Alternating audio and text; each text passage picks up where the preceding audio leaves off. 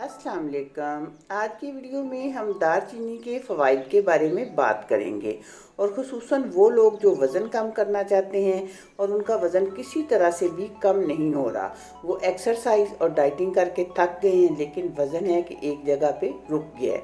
तो आज की वीडियो में आपको मैं बताऊंगी कि आप दालचीनी के साथ वज़न को कैसे कम कर सकते हैं और इसके अलावा और क्या दालचीनी के फ़वाइद हम हासिल कर सकते हैं। लेकिन ये है कि हमने इसको खाना किस तरह है।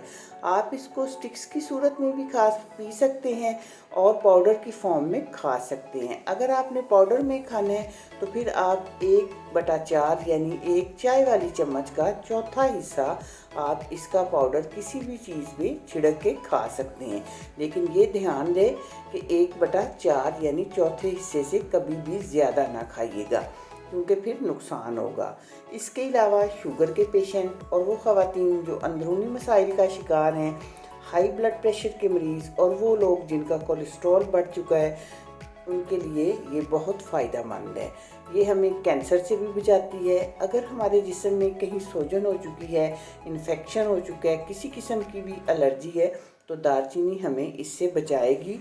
लेकिन हमने इसको खाना बिल्कुल सही तरीके से है। अगर आप इसको पीना चाहते हैं तो फिर उसके लिए ये है कि आप एक गिलास लें और उसमें 1 इंच का दालचीनी का टुकड़ा डाल लें और ऊपर से डालें आप गर्म पानी। ये ध्यान दें कि आपने इसको पानी में उबालना नहीं है, सिर्फ गिलास में गर्म पानी डालना है और इसको आपने भिगो के रख देना है। ये आपने बनाना है शाम को, यानी शाम को बना के रखें, पूरी रात ये पड़ा रहे।